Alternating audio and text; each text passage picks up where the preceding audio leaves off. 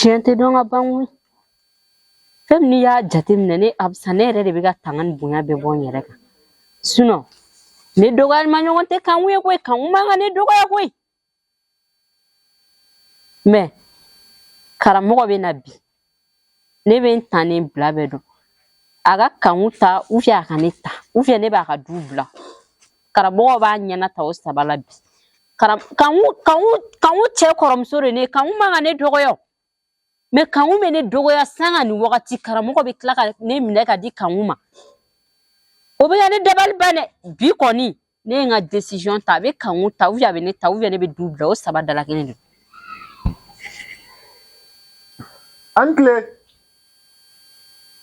Anglais. Sanke. Voilà. Karamo. Grand sœur. Ah. Abitowori. Atutura. Nya jigito. Karamo na. Karamo. Oui, grand sœur. Bi koni. Karamo ne be nga decision nga ne to nga decision nga. Karamo. Ebe ne ta bi ou ebe kanuta ou ne be ka dubla. Mais grand sœur ibaro ko be faduna. Karamo. Ibe bien dimi do grand sœur. Wallahi abe bien dimi blana. Bien dimi ko te kwe. Yoro depine nanan dun ngone ma deliga ni nyakuye ta bi ko ni be ne ta wu be kan ta wu ne be dun tuyi grand sœur debe so ma ne bone an tonton flene so no e ga ne kumani mangai karamo e ma jogo do kan wu no kan wu be ne buruja kan wu be ne neni kan wu be jien ko be da bi karam kan wu ne ma ko ne sunguruba wa ma be e ne ga di kan wu ma bi ko ni e be kan wu ta wu ne be ga dubla karamo grand sœur akensa nya fa grand sœur ala kama ya fama ere ba do depuis ne ga do amadini ne koromso ni grand sœur ne kuma kala jolle ke no fe hein karamo depuis ne do ne ga dun wala do fo bi ne ma dusu suma so ni do ga mante do kan ma fa ne sunguru ba ne te furunya ne na da sunguru da maro mina minke yama e kana ni hein ya fa mala kama kana kashi ni e ga mi fo ko ni ya e kashi la se ke itai chi hein ya fam yama e ka wele to ya we ayani Bramso bi wani ne be nga decision sa kara buko ba nyala sa ne uya kan bi uya ne be dunbla wallahi e dile kana na kashi e re ko ne ko do Bramso kan uta tara ne bulo da moy ali sebe ga milika unkorila ala ka masabali sa obi suna tinto ne kon baro kara mo kon nyoni bi uya shini che ne ba le karamogo mina minge dugo na so ni karamogo jelikele we nante jelikele ne mino do ni shini kile kon bina ka soro karamogo makobo dun ngone wallahi ne be nga mina uta nyamye ne na to nyakile mini tato so e akilla ko ne kile gandre dre selimi ke ya no ko gansane duwa mbura muso ni mbede kuni ni tore yare ku mine kaya menene ku ndawo waka fo ni ma jonjo mo gote ko mi medala parce umana ni ibe to mina kaya ko mimbi kai sigoro la billahi ya fo mo ko mi otidala muso chama be sigila billahi ube muyuni sabali lebo ma famia ube muyuni sabali lebo snali chere ga sigite ani ala ga sigi wallahi ala ki ga muyuni sabali tono dima billahi furbe muso era don ala ki ga muyuni sabali tono dima furusun no suno dogera koy nene ku yenta koneti se ko gani ko wallahi sa masro ntin wallahi kosto bien tembolo aten sina tembolo la nebe gere sigile la jaka ngube sega ja ala ba fere mako sunguruba ko ne ma ko sunguruba ko ne de wolo bale ko ne ndeun ken naji anga so ko ne na mun wolo kadinche ango di ala make abana ango di ala wara dunda ma yano fene ga ne buruja awon bramso ala ga hereki ala kini herebe ala kini che kam ala ko koro nyoko bulu kango nta Madina nam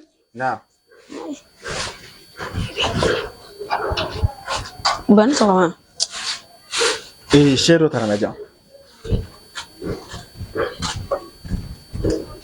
tiens la grand sœur gane ko Portugal na ni ne ma sul fa ni na ko fra ke cheni e duro ma so no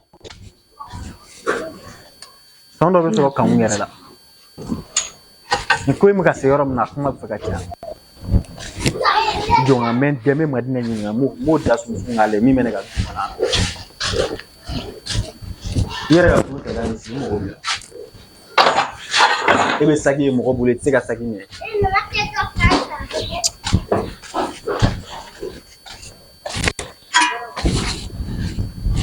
bay mamfo ma sagi ne bule tsika sagi Ne m'o la kɔlɔsi yɛrɛ.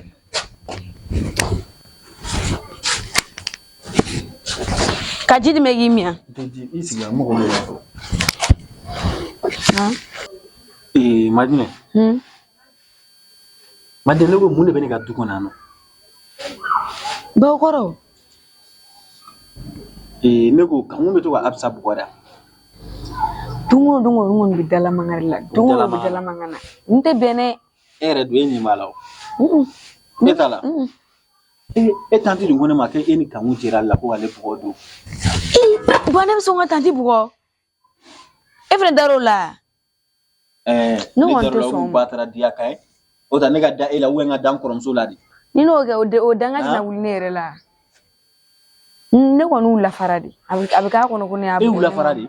Awɔ. Donc n y'a faamuya tiɲɛ don wa? U ye nana siɲɛ ta kɛ ka da la yan. Ne y'u fila lafara ka bɔ ɲɔgɔn na. E ba dun ko ne ma ko ma siɲɛ ta kɛ. U ye siɲɛ ta yɛrɛ de kɛ. Ne b'a dɔn maa tɛ tiɲɛ fɔ kuma dɔ la. Maa tɛ tiɲɛ fɔ dɛ. Madinɛ yɔrɔ ne k'i kuma cogo dɔ i ba fɛ yɔrɔ. Yɔrɔ k'i kuma cogo dɔ i ba ma yɔrɔ. E bɛ se k'a fɔ cogo di e ba tɛ tiɲɛ fɔ. Ba e yɛrɛ bɛ mun kɛ. E bɛ maa ta lamɛn. Ka taa ninnu fɛ ta lamɛn. O mun ye i b'u bɛɛ lasigi ka ne yɛrɛ lasigi. Tiɲɛ min ye tiɲɛ an bɛɛ b'a fɔ i yɛrɛ sigilen ɲɛna. So kan ka kɛ ten dɔgɔnin kan ka erreur de kɛ sɔnni ka bɔ. E bɛna maa fɛ yen, b'a ta fɛ yen, e bɛ taa tanta fɛ yen, o fana b'a ta fɛ yen, tantɔ sama b'a ta fɛ yen. E bɛ jumɛn de faamuya o ko la? I b'u wele ka na erreur sigi ka da la. Ne kɔni tɛ ko kelen dɔn, n'i ma tana o sa bila ka t'u ka so kɔni, an ka so tɛ nin yɛrɛ. Don o don ko ban tanta o sa de bɛ. N'a ye nin mɛn i da, ko k'a bila ka t'u ka so. N'a ye nin mɛn i da, fo k'i sa i t'a se fila. Ne kɔrɔmuso so tɛ dɛ, so t'i bolo dɛ. Ne kɔrɔmuso b'a ka so yan nɔ de. Barisa n'a nana dɔgɔkɛ fɛ y'a ka so de. I ka so y'i cɛla de. I tɛ fugariya dabila i ka cɛ yɛrɛ dɔ ɲini fana i ka t'i ka so. Ne ka so tɛ yan dɛ. Ne kɔrɔmuso tigiya bɛ so in na ka tɛmɛ i kan dɛ. I tulo bɛ na? I tulo bɛ na? N'i y'a mɛn i da tuguni, fo k'i sa i t'a se fɛ. Wuli ka bɔ ɲɛkɔrɔ. Ba ne kɔni ye kuma ye. Hali aw sɔrɔ k'a ta dɛ. An tɛ se ka bɛn. An tɛ se ka bɛn dɛ.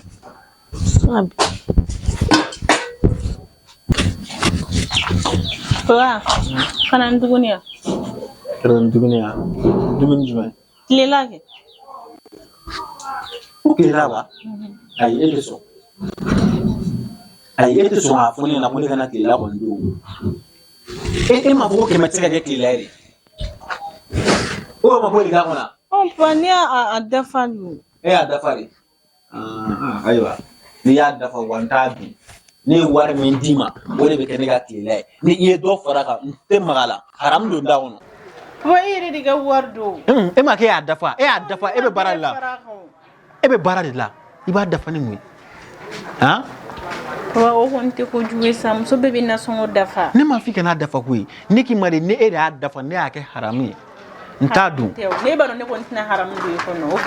An ce. Karamɔgɔ. I nana joona bi. Awɔ, n nana joona bi. An ka baara kun ka ca kosɛbɛ. O de ye tiɲɛ. N t'a Ajaratu de? Awɔ. A kɛra fama yɛrɛ. Ajaratu. Kamu a kɛra cogo di? Ayi. An tɛmɛtɔ de kun don. I komi a tɛmɛtɔ don k'a bɛ n fo n b'a bila sira ka na sisan. Kamu fana. Mun tɛna dumuni kɛ? I jɔlen bɛ n dala mun de la halisa sa? N'i ma n ko tɛna dun, tɛna dun.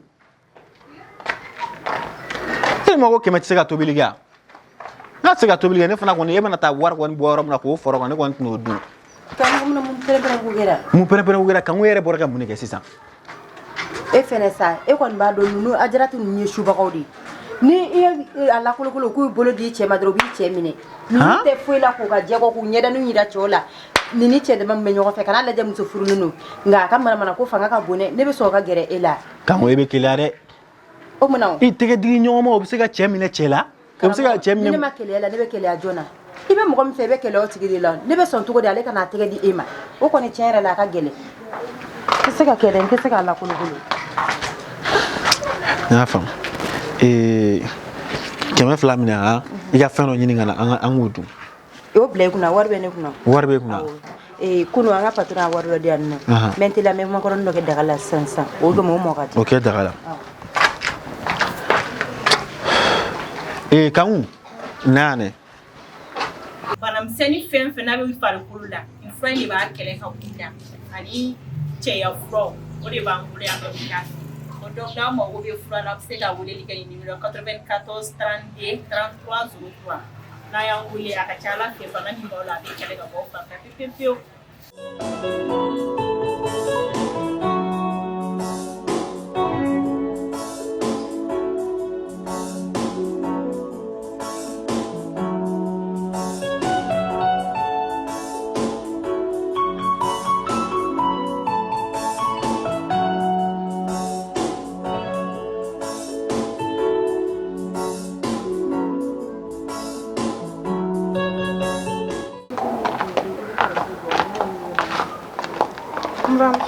Bramsi.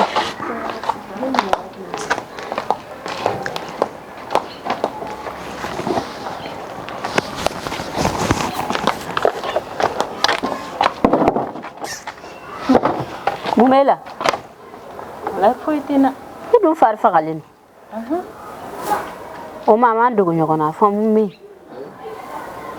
Ne ma fina wone wata duguni ko ki dogo Kenya. Awo. Ne tawara kata duguni ko fa la ko duguni jumewe no ngo duguni jumewe ngo kilela ke. Awo. Ko kilela kale tuno. Donc etna do womuna ko kale keme mi ni ma ko to blige ko sera ka to blige non awo ga sera ka to blige ngone do fara na songa. Ko ga to bi. Ko ne be do fara ko na songa ko to bi ko ne be bara do da kale tina haram ko idu ayre ko na ya. Ne ko ne be ge farfa ga. Ko ne ba ke to. Tira ni lafiya. Fara tasa ta ki ka wuka je ki ka dumni ga ki fatte ga jimi ga sida ibi yere tega muna fem tena bane mi mina ban sisano na nya ba ban sirala ibi yere lafiya me dongo do kokura dongo do de ga fara yere yayi san famna ko ba ne taranga ngo duguni ko fayna no ne yere nyayi wayi nyayi fena flaga kene flabo go di kan mani ko ga dugunna be ali ne bi kana wati na ko ga dugunna be en me kemere ne ma ko ne ka to bi kan were ko ga to no war bale kuna kali be to bi ne de ko mi kan yere sege ne ko ka dumni ke ki fai ga jimi ga ti daga suno ko ki akli lafiya sambadi ijoya one amunege mi ke bi na do sisa ne afina ne kromuso ga mo bu ata de kawo ameni ni ko enwoni ameni ke yere on sabe ke benye na no ikrobe na grand sœur ye mi fo tiendo ajora la mais ne taro fare kuma la wa mu ne kuno kanu ne kromuso mu ne la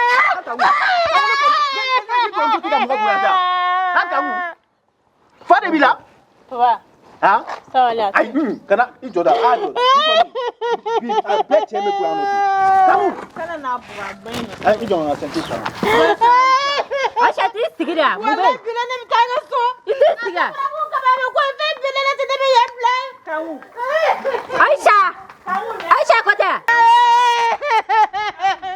wala ne be tarisha Aisha ne to ne gata karamo ko be mu no fa ba sura to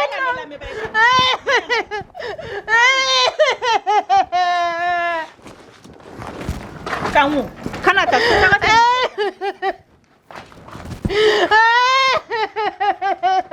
kamu ne be ta so tor matike be ngam ne to no fe ya na no Aisha kana Emna mungenna abe minni ayi simna ko tina fa emna bu ni ni sa ni je sa karamo kota Aisha bla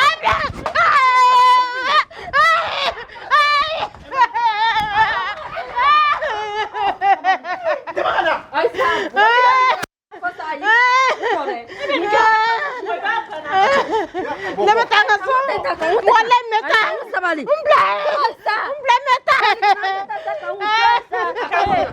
ai ata to ni ta shemi ka to ko sama da ne lame tagalite muso dame e be furu kan no kan ne ko ke be ta ne ye jojo ne ye jore e be so ngata kan ne kelen ni tara kan ne ga mala na weta ay ta babulo kan wa ga de la kan wala bile ne be ta sabali ne ta jole furu la kan ni sutala te kan so ba me wa mi deli atu a to ngani gemen mi deli atu ne kan nge ne be nye jojo ne no dina be ke to wodi alado mina to ku lado sa jole be furu la ekle ma na sute ti ne jo dina na ide bo ti fa le grâce ne on no te akmetare aya kan tanto am se kana tuor kemna ne kromso do ya ha ini Aisha ka kele ne dato la de mais ne kromso e bo buya de anga be tu ngono drone ne ga sabali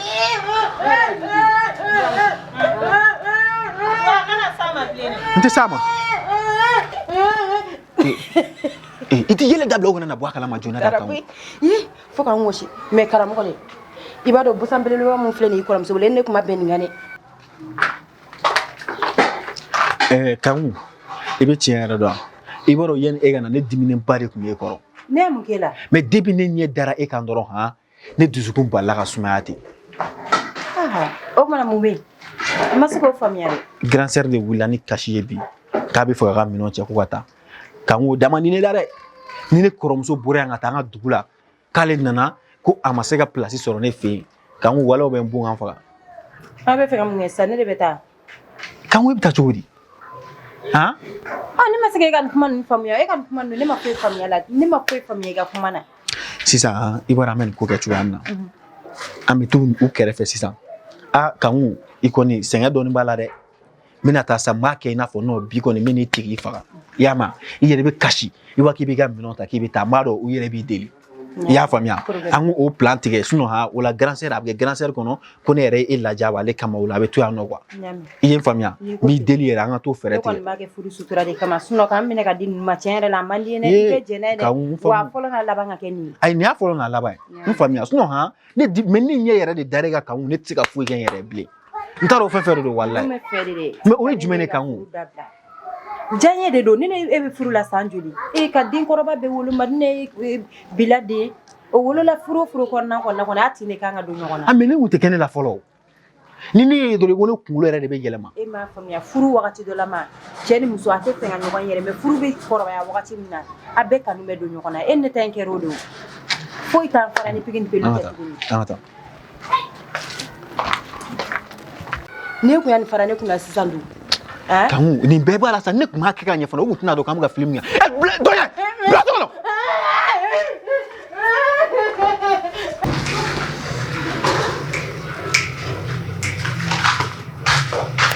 Chelebo. Cɛ kan jumɛn bɛ yen? Cɛ sura cɛ e dépôt dɔ kɛ ne kun na i ka numéro la. Ouais, Tirimɛ n'o di ne i bulon la dɔrɔn. Ma Tirimɛ komi n yɛrɛ ye bawɔlɔ kura dɔ sɔrɔ so bɛɛ k'a jigin 100 000 200 000. Bawɔlan. Cɛ ne m'a fɛ k'i ka fara olu kanu ma.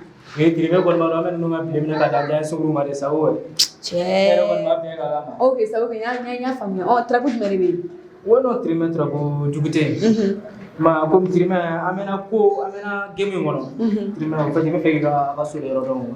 Cɛ lebo to yen sa to yen. Cɛ Tirimɛ to dabila sa. An ka baara kɛ sa an ka so. Tirimɛ e b'a dɔn e bɛɛ dɔn ka sogo jɛnɛtigɛ mɔgɔ bɛɛ ka Tirimɛ. Gete kɔni e b'a dɔn Tirimɛ fɛn bɛɛ i b'a bɛɛ kalama. N'i taara an ka cɛ y'an janfa.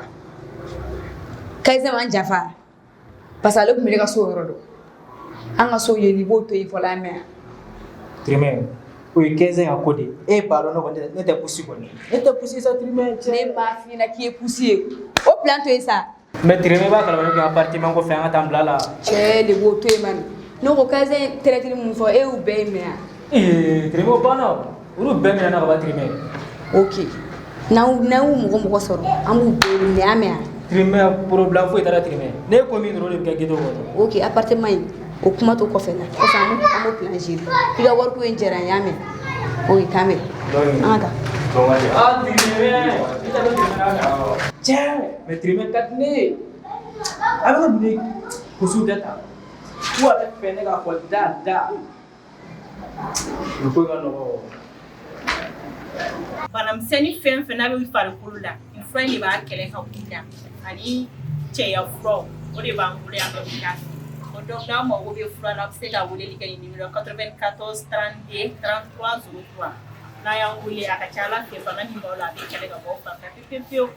Votre artiste Kara Design. Donc yen aw film nga damne nya décidé ka ni vidéo kungurunin kɛ k'a kɛ kun jumɛn na c'est pour que ka yira an kanubagaw la ko tiɲɛ yɛrɛ la film min bɛ ka lajɛ yɛrɛ de mais problème ye jumɛn ye film min bɛ ka lajɛ mais abonnement tɛ ka yɛlɛ n'a fɔra k'an ye nin film in daminɛ k'an to 90 000 abonnés la halisa an b'o 90 000 kelen kɔnɔ an b'an ka 100 000 trophées sɔrɔ fɔlɔ hein donc du coup a ka d'an ye fɛn fɛn n'a b'u ka film lajɛ n'aw abonnelen tɛ an b'a ɲini aw fɛ aw ka abonné n'aw abonné a ye j'aime ta film bɛ vue ba kɛ mais j'aime tɛ tɛmɛ 1000 kan e m'a ye donc du coup a y'a abonné a ka j'aime ta o b'an dɛmɛ kojugu donc a ɲinini dɔw fɛ aw bɛɛ ka abonnement ta fɔlɔ a y'a mɛn a y'a abonné a ka j'aime ta a ka cloche digi. Merci.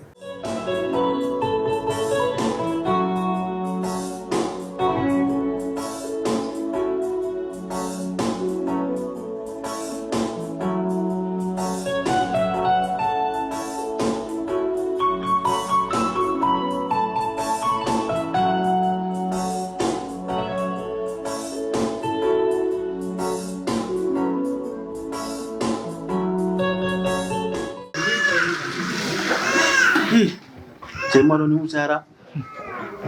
Wallahi ba don an ka complot sera. U tɛ se ka bɔ nin kɔrɔ ma.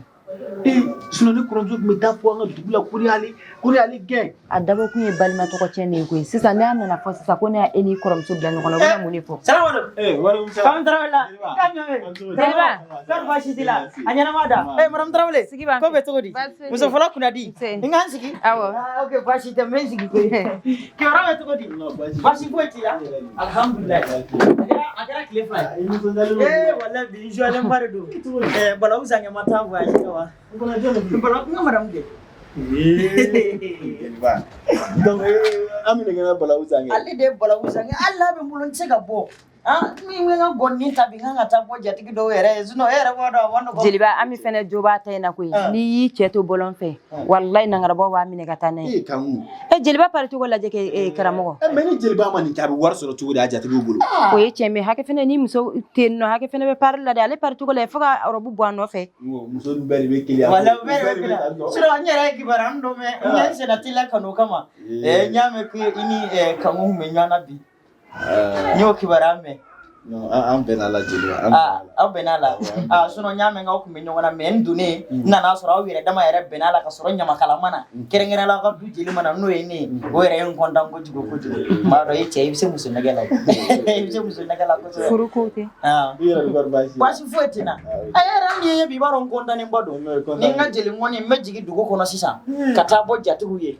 Bon kɛrɛnkɛrɛnnenya la e min ye n ka jatigi fɔlɔ ye n ko n bɛna ɲɛ bila e ma fɔlɔ ka sɔrɔ ka tɛmɛ k'i ka hɔrɔnmuso in fo. Muso fɔlɔ kunna di Madame Tarawele. Madame Tarawele sigi ka di dɛ. Wallahi. Ninnu ka sigi kabini ne faw tile la ka na ne baw tile la ninnu ka sigi diyar'u la. Nin ba kun ye fiɲɛba dɔ sigi u ka da la. Giribudenw tɛmɛtɔ bɛ ji min yatimɛw bɛ ji min ba tanyalen kɔ fiɲɛba kelen kelen de a kun bɛna ci kara de tilala ka fiɲɛba in na wuli k'a sigi da la hali sini ji de kɔ tigɛ a kɔnɔ bɛɛ tɛmɛtɔ bɛ dɔɔnin min n'i dir'o cɛ ma n b'a fɔ n ko alhamdulilayi e de ye muso fɔlɔ kunnandi de ye kabi e nana dɔrɔn dɔ farala hɛrɛw kan. Donc ni ala yɛrɛ y'i da k'i kɛ Madame Tarawele walima k'i terikɛ Tarawelelaka dɔ ye i ka sigi diyala i ka baro diyala i ka kanu diyala. Jeliba i ka nin kumakan in kama n y'i sɔn vaccin ta fɛ 3 ni ba 1. Vaccin ta fɛ 3 ni ba 1. I b'a quoi muso muso bɛ yen k'a tɛ se k'a cɛ jaza a cɛ sigilen ɲɛna walima a tɛ se ka ɲamakala sɔn a cɛ sigilen ɲɛna kana jugu la nasɔngɔ tigɛ wari de b'a kun n'i ye nasɔngɔ tigɛ i tɛ se ka mɔgɔ sɔn i cɛ ɲɛna mais i muso ye dɔɔnin b'a kun voilà mais n'i y'ale fana tanu cogo cogo a bɛ bɛn ka taa dɔgɔmuso tan bari n'i y'a mɛn muso fɔlɔ kunnandi i bɛ taa sɔrɔ dɔ de donna ka fara i kan ni dɔ ma fara i kan i ka kunnandiya tɛ dɔn dɛ. Donc ale min sɔnna dɔ ka fara a kan donc n bɛ taa dɔɔnin fɔ a dɔgɔmuso ɲuman ye n'o y'a dɔgɔnin o tɛ bɛn n'o y'an ka Ayisa ye filamuso Saraba.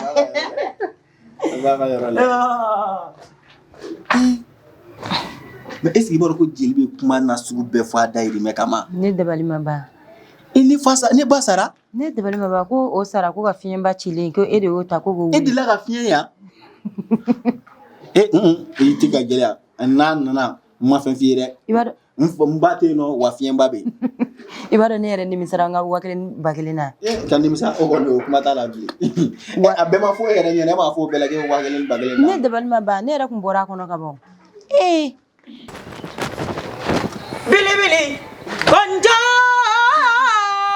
Jeliba hey sigi b'an fɛ hey sayama ɲima kɛ sariyara sabula ni bolo kojugu ye pulomo do ka ta pulomo fɛnɛ ta gorko ɲama ta ka cɛ filamuso i ni dɔn k'a kan Madame Tarawele Ashaba e de ye fila ye Aisha bi jali sɔn k'a ladiya Aisha bi numu sɔn k'a ladiya Madame Tarawele bi jɔnkɛ sɔn k'a ladiya a to n ka n jaro fɔ n jatigi ye kɔri baasi t'i la Madame Tarawele mo ni juru de wolola ko n jaro ni fɔra i mɔkɛw ye minnu tile tɛmɛ Amadu Salanga Bubu Ardo Gallo ale ni Asama Mpate n'u b'o wele ko Galajo Ampolojo nin fɔra ninnu bɛɛ kun ka fɔra bɛɛ y'i mɔkɛw de Ala ma sɔn ka ne n'olu kɛ ka ɲɔgɔn ye dɛ Ala ye e ci ne ma k'e ka n'o ɲɛnafin bɔ ne la olu tilela marifa de kun bɛ yen ka marifa ta ka kɛlɛ kɛ mais aw kilela wari de bi a bɛ wari de di ɲamakalaw ma a bɛ taa awɔ jeliba sigi b'a fɛ bon i b'a dɔn nin ko in ani sigi tɛ bɛn n nana ka na foli bila la n ye kɔrɔmuso fo n'i ye kɔrɔ fɔ a bɛ bɛn i ka na dɔgɔnin fo bari n'i y'a mɛn ko kɔrɔ dɔgɔnin ɲuman b'i kɔ n'i y'a mɛn dɔgɔnin kɔrɔ ɲuman de b'i ɲɛ donc i nana sira bila ka n'i fo i yɛrɛ nisɔn ka di i b'a dɔn alijinɛ yɛrɛ taamasiyɛn o ye muso nisɔndiya de ye quoi n'i y'a ta ala yɛrɛ tɛ sɔn fandenya ka don i ka du kɔnɔ nka muso min ɲɛ kumunen don o tɛ se ga la o n'a cɛ tɛ bɛn kuma si fo yɛrɛ ma ne dabali ban u tɛ t'o jatigi kelen yɛrɛ ma e nana ne tanu sisan k'i pan cɛla k'i bɛ taa Aisha tanu o ye mun ye wa n'i y'u ɲininka de u b'a fɔ k'u bɛ bɛn de la k'a sɔrɔ bɛn tɛ jeliba bɛ taa mun fɔ yen nɔ ala ko mɔgɔ si t'a dɔn jeliba kulekan lamɛn bɛn a kulekan lamɛn ale filɛ nin ka kuleli mun kɛ a y'a kɛ yan nɔ a y'a kɛ yan wa nin kulekan bɛɛ la bo bɛ sɔn ka ci nin na yɛrɛ e ma ye n'e donna ko la dɔrɔn a bɛ kɛ lezina donc i ka jelikɛ kun nana sira fara ka foli dɔɔni bila i la donc n bɛ sira ɲini i jɔn ka don ka pase ta ka di o bɛ sɔn ka diya n ye kojugu o bɛ diya n ye kojugu tarawelela sɛbɛn yɛrɛ sɔrɔli ka di i muso kumabaw dama sɔrɔ hali ni jeliba ni minɛ i b'o k'i ka pase ala n ka nin kɛ pase nin diyara n ye darisi 100 nin kɛra n bolo miliyɔn de ye bi ni jeli kamalen k'i ma ko 100 ka dɔgɔ a wele i ka busan 100 k'a la a bɛ haramu jeliba nin ka dɔgɔ i la sinon i kɔrɔmuso bɔra k'aw jaza fini ni fɛnin dɔw nka ni ɲɛ n kɔnɔ nɔgɔ bɛɛ bɔ sisan dɔ bɛ n kunbɛ kɛnɛ ma donc n bɛ sira ɲini o la awɔ k'an bɛ Aisha fasa lamɛn sa i yɛrɛ b'a dɔn jeliba ma dafa ten tɔ e ma a b'a la ko Ami taara mais ale kɔni ni aw ka ɲɔgɔn dɔn bi kɔni tɛ bi tɛ mais ko caman y'a sɔrɔ a fana bɔra ko bilen caman na koyi o de géré a hakili ka dɔɔni don dɔ la a bɛ na don dɔ la a bɛ taa i b'a sɔrɔ kuma dɔ la hakili kɛ a bɛ kuma ɲɛnamaw fɔ mais don dɔ bɛ se dɔrɔn kunkolo bɛ taa tuguni a bɛ mais an k'o bɛɛ to karamɔgɔ e ka doseko ninnu mɛn cogo di sisan ne yɛrɛ kɔni ne ma deli hali ne yɛrɛ ka ko kɔni ka di ala ye bilen i ka ko ka di ala ye nka e ni ne famana ka nin kuma in kɛ i dun ka da ne ka kuma in na wagati min na e ma Aisha furu e kun ka ɲi nɔ mais depuis e Aisha furu an jiginna de an jiginna an tɛ ka yɛlɛ i bɛ Aisha labɔ du kɔnɔ tant que Aisha bɛ du in kɔnɔ walayi du in tɛ se ka ɲɛ parce que Aisha tere man ɲi hali fɔlɔ e tun bɛ malo bɔra mun ta sisan n'an lajɛ kɛ an bɛ détail ta de la a ta i k'a den ɲɛkɔrɔ k'a lajɛ maɲumatɔ ko dan n'a fɔra e y'i ka du feere mobili min b'i bolo o fana feere la e bɛ situation mun na sisan situation man ɲi yɛrɛ de a man ɲi n'a fɔra an ka tiɲɛ fɔ a man ɲi ne bɛ min f'i ye dɔrɔn e ka dugawu kɛ ne y'o de fɛ i b'i bolo bɔ laloma bolo k'a sɔrɔ i ma don o don su ne bɛ dugawu la don o don su ne bɛ dugawu la e ko ne ma ko ne ka seli ne bɛ seli e tɛ ne selitɔla ye mais don o don ne bɛ seli ne bɛ ala deli e ka baarako bɛ se ka nɔgɔya cogo min n'a ko k'a bɛ nɔgɔya dɔrɔn Aisha ŋaniya b'a tiɲɛ n'a ko k'a bɛ nɔgɔya ŋaniya b'a tiɲɛ n y'a faamu n bɛna ko in teliya n bɛna teliya sinon nin tɛ solution ye dɛ o don na yɛrɛ somakɛ dɔ nana Aisha ɲininkali kɛ fɔ du kɔnɔ yan a ka fini bɛɛ ye zoro bilen soma fugulan b'a kun na bakɔrɔn bilenman tun b'a bolo a nana Aisha ɲininkali kɛ fɔ du kɔnɔ yan nɔ ka tagama ka taa fɔ Aisha fɛ yen ka don ni bakɔrɔn bilenman ye Aisha ka so kɔnɔ a bakɔrɔn bilenman in taara kɔrɔn a taara tilebi ne ma taa yɔrɔ dɔn a bɔra bakɔrɔn ne ka du kɔnɔ fɔ so kɔnɔ bakɔrɔn ma ye ni kuma bila ni jeliba taara an bɛ nin kuma problème t'a la ne yɛrɛ de bɛ kɔ kunna ne tɛ mun sɔn kan dɔn walayi ala ne bɛ danger de la n jatigi n bɛ sira ɲini nin ko in bɛ cogo min ani sigili tɛ bɛn joona jeliba i tɛ sɔn k'i ka fini n'i ka wari di a y'o to yen ni ma segin n b'u bɛɛ fara ɲɔgɔn kan o y'a sɔrɔ yandenw diyara sinon n'i y'a tila dɔrɔn a tɛ ɲɛ ala ka sira diya jeliba bɛ ka taa mɔgɔ wɛrɛw deli o e b'a la k'a fɔ ko e bɛ taa n'o ye ni u y'a bolo o b'a sɔn bila i ye kuma min fɔ dɛ n bɛ taa Aisha ɲininka bakɔrɔ taa ɲininkali kɛ bakɔrɔ in kɛ i ka bɔ a ka dilan kɔrɔ dilan jukɔrɔ bakɔrɔ kɔni ma bɔ cɛ bolo souvent kɛ y'a mago bɛ ɲɛ ka taa a ma bɔ a bolo ma sugo ye o tɛ subadenya ye e ni ala n'a kira cɛ e b'a ye ɲɛ na yan nɔ walayi bilen mɛ ko da e kan hali garange to da bawolo kan i ma foyi yala karamɔgɔ bɛ taa kojugu da e kan ye sisan Aisha bakɔrɔn bilen to i k'a labɔ ka na i ka wuli ka don i ka bakɔrɔn bilen labɔ ka na ko bakɔrɔn bilen wa n'i dun kɛnɛ ka dingɛ tigɛ so in kɔnɔ ka bakɔrɔnin don a kɔnɔ i t'a labɔ ko bakɔrɔn bilen wa